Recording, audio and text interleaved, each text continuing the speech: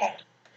Hello book lovers and welcome to Book Talk Radio Club. My name is Claire Perkins and today I'm talking to author Cindy Stone. Cindy is the author of the highly acclaimed novel Scorpion, the Myriad Series. The day began as any other for Avery, without even a hint that she was about to tumble into a bizarre and mysterious series of events which would forever change her destiny.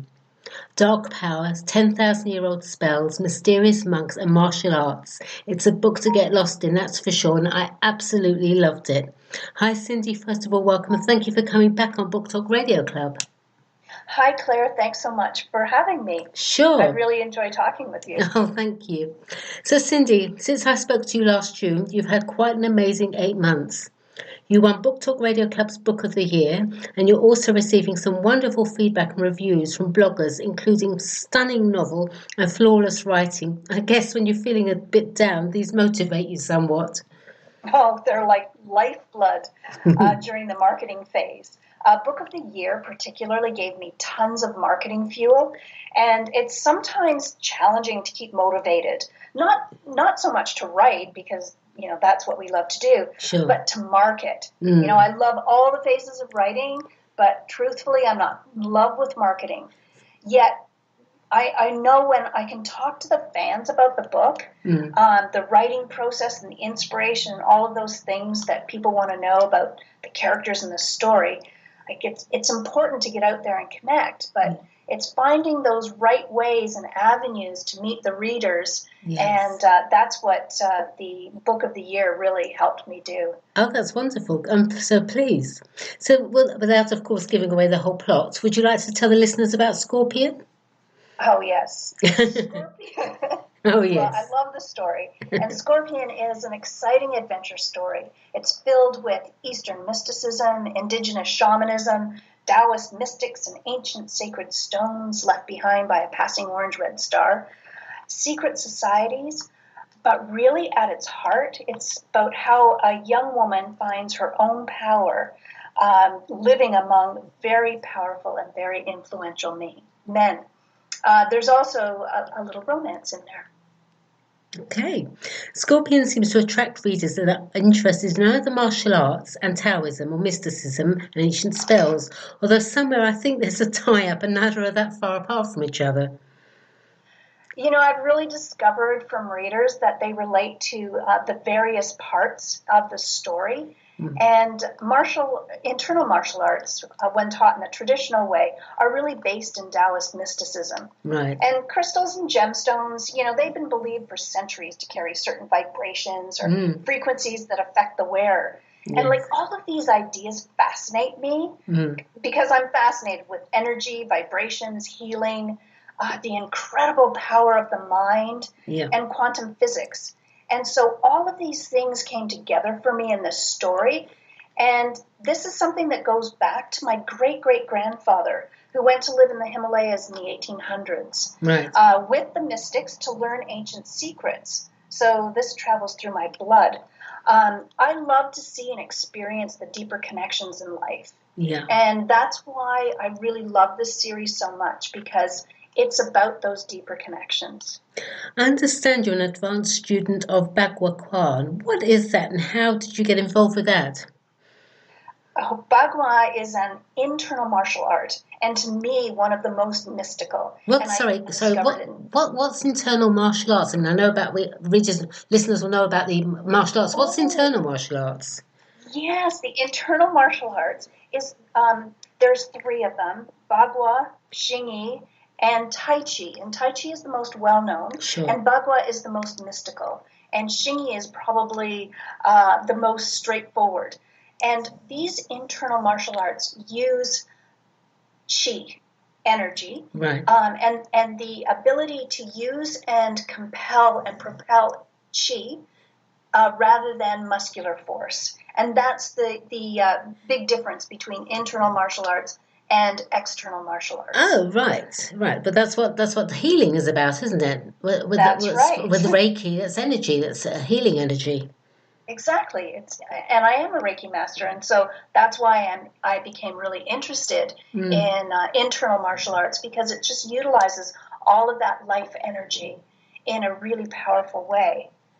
And I discovered it in a magical way. A traveling teacher did a workshop on internal energy at a Taekwondo studio where my sister and my nephew were getting black belts. Right. And I had tried Taekwondo, but it really didn't resonate with me. So I went to this workshop, and I was mesmerized. The teacher literally glowed with white light, and when he moved, he left an imprint in the air. And that deeply affected me. So the next morning when I was walking my dog at dawn along the beach, I met him again practicing, and that initiated a lifelong practice and a lifelong friendship with him. It sounds fascinating, absolutely fascinating. So why did you decide to include the martial arts in Scorpion, or the internal martial arts in Scorpion? Well, you know, they say write what you know. Yeah. And Bagua martial art is so much a part of my life now and my journey in this world. It took me to so much deeper levels than anything else I had done. Right. And, you know, like I'm a practicing psychotherapist and a hypnotherapist and an energy healing. So exploring deep practices is something that I do. Right. I see people, young and old, struggling with life, feeling disconnected from themselves and from others. And I wanted to give this broader audience access to ancient insight practices that might inspire them to engage in them. And particularly young people who are so enchanted with vampires and werewolves and superheroes. Like these mystical and spiritual arts are here now to learn from and to bring about what I feel is a superpower. Yeah. They bring a more positive, more light into these darker times. Yes. And, you know, maybe there's always been dark times, like the journals of my great-great-grandfather. He speaks about similar issues. But I really wanted, and I think we need to find more ways to bring out the good in people. Absolutely. To help to help people to reconnect with their natural selves in the natural world. And, you know, well, we all know we've been destroying connections, and we've been living in this disconnected way.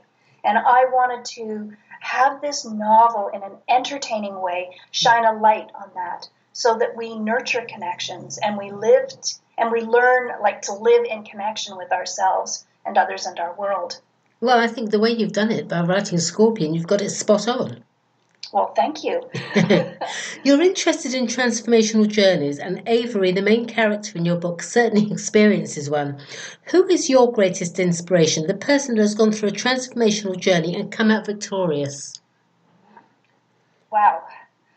I'm a practicing therapist, so I am the midwife to people's incredible transformations all the time. Right. I am always and forever honored to witness these transformations. And sometimes there's smaller moments of incredible victory, and other times there's phenomenal transformation of an extraordinary scale. But to me, they're both special. They're both just as valuable. Yeah. I suppose it's how it affects the person going through it, really, doesn't it?